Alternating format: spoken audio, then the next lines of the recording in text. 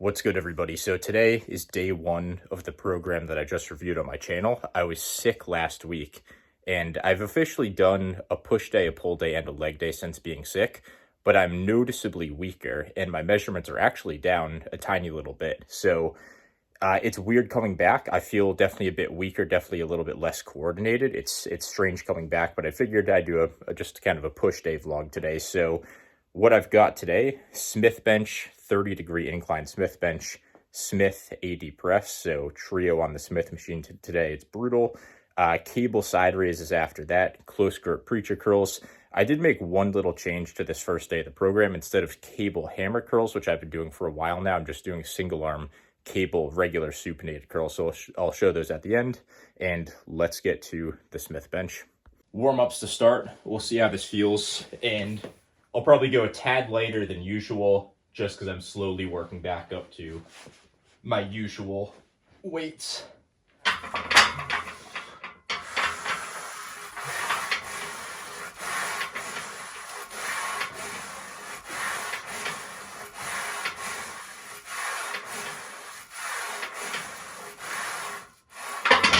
So 225, pretty easy, pretty light per usual.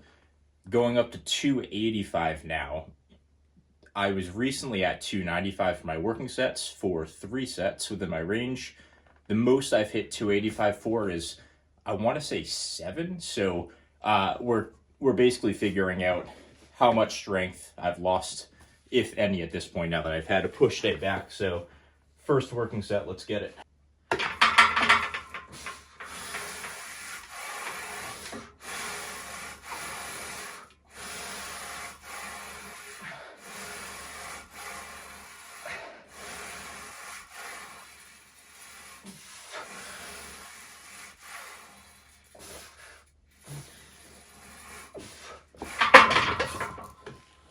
It's like 1 rep down. Not terrible. Working back. All good there. 3 sets complete. 30-degree incline Smith press now. So with these, got a couple form tips I'll go over in a second. But yeah, overall, I mean, just getting back into Smith bench feels good. Technique there is pretty straightforward. Moderately controlled eccentric. I'm not a huge fan of the super slow, super controlled eccentrics.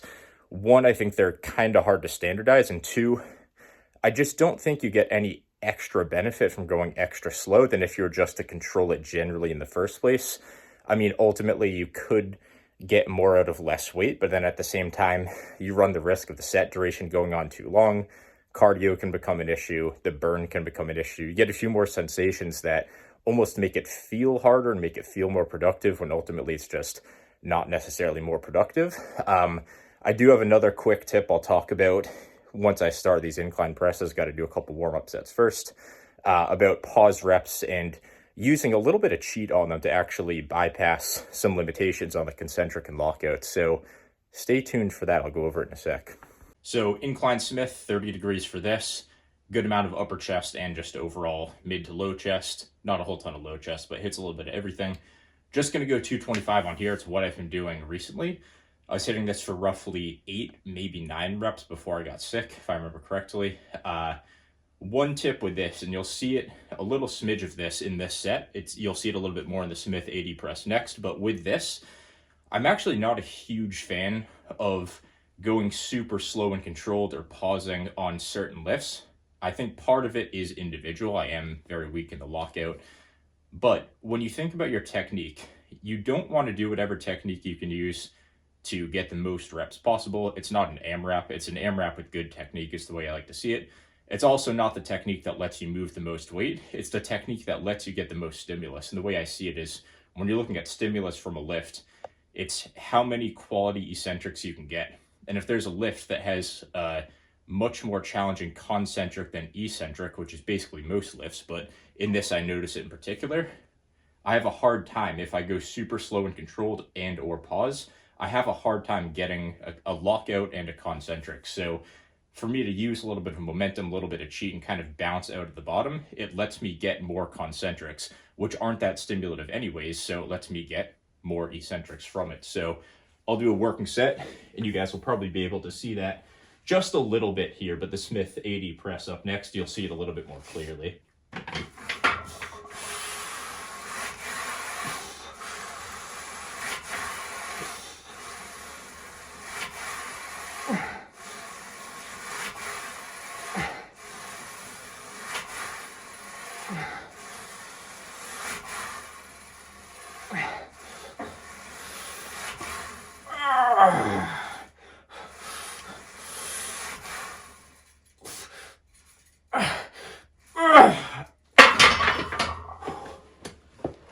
You see what I mean? I'm just so weak on the walkout.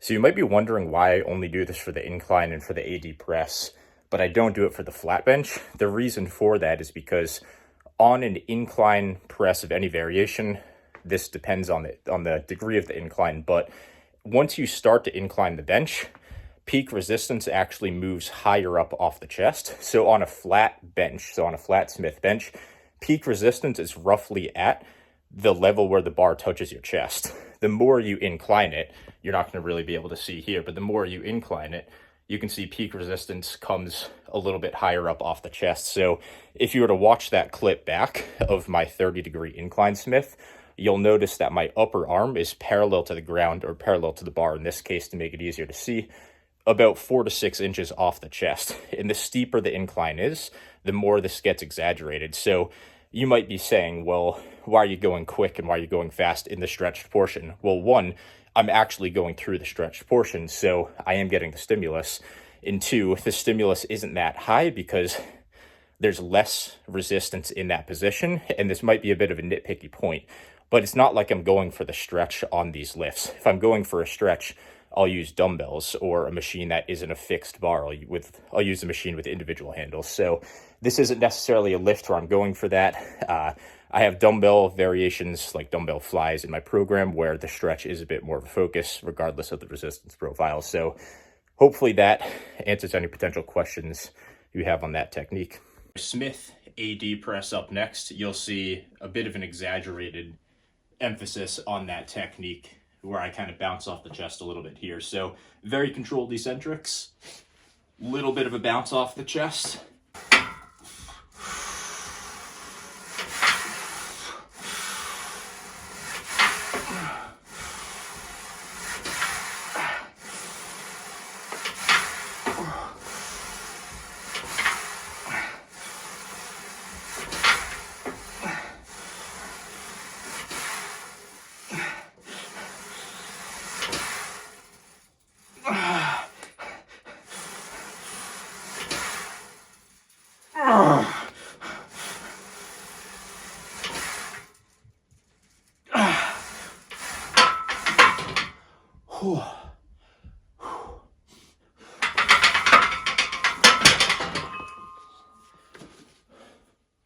And then Barbell Apparel is continuing their sale. You can get any Athletic Fit jeans, chinos, or pants for just $99, or you can get the upgraded Athletic Fit 2.0 jeans for just 20 more bucks.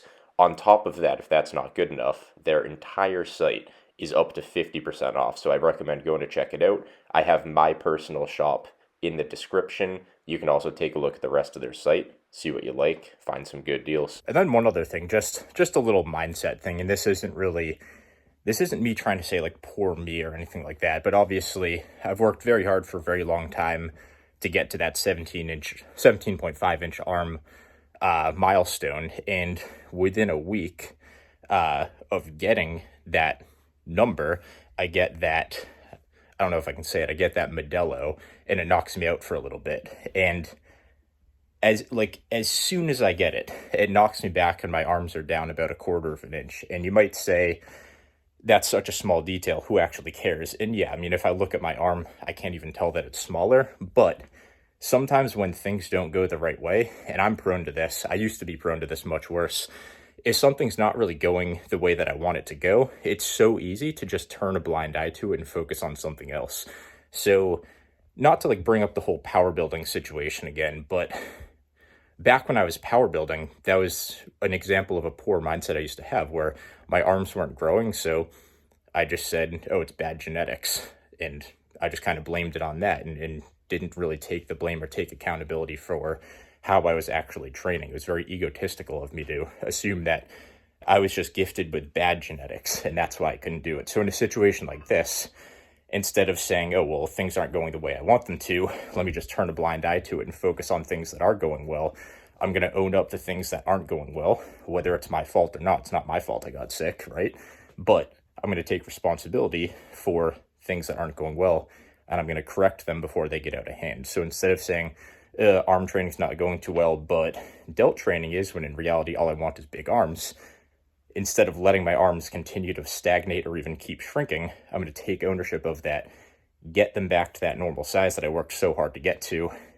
And before I know it, I'm right back where I was. Just takes a little extra work. So just, I don't know, weird little mindset thing that popped into my head. Cable side raises up next. Basically with these, my setup cues go from behind the back and don't go directly out to your side like this. You actually want to open up your hips and your shoulders just a tad, about 15 to 30 degrees, and raise slightly in front of you. So when you go directly out to your side, when your torso is open just a bit, about 15 to 30 degrees, now you're actually raising about 15 to 30 degrees in front of you. A little bit less trap involvement. Might just be a bit of a sensation thing more than an actual stimulus thing, but feels a little bit more natural on the shoulders and makes the sensation feel a little better. So not a game changer, but definitely helps a bit in my opinion. So let's get it.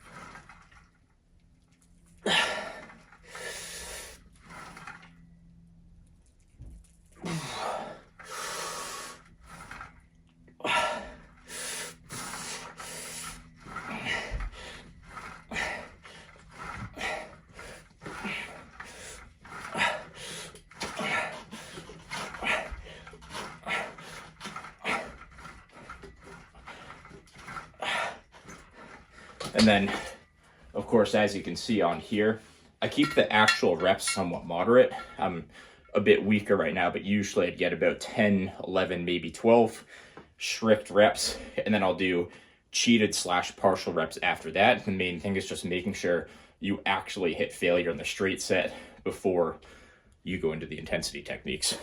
Preacher curls up next. Arm training is much less fun in the winter where I live because it is quite literally impossible to get a pump after like November 1st basically. So still fun, still productive, but it doesn't hit the same. Like the summer workouts, I can just get the craziest pump, and now I can do all my working sets and there's not even a smidge of of measurement increase.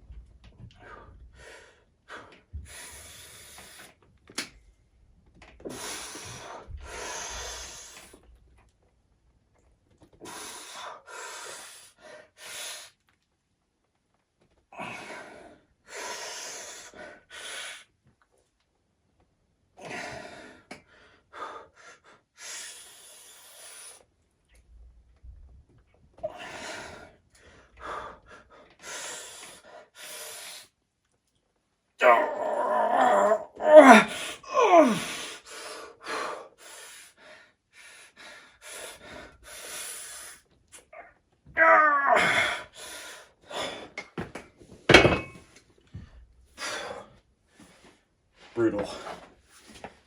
Final lift for the day is the single arm cable curls. So I'll set my elbow up against this post for extra support. Similar concept to a preacher, but with these, peak resistance is a little bit higher in the lift, closer to that shortened position, where of course in preachers, peak resistance is towards the bottom where the biceps a little bit more lengthened. So variety of resistance profiles.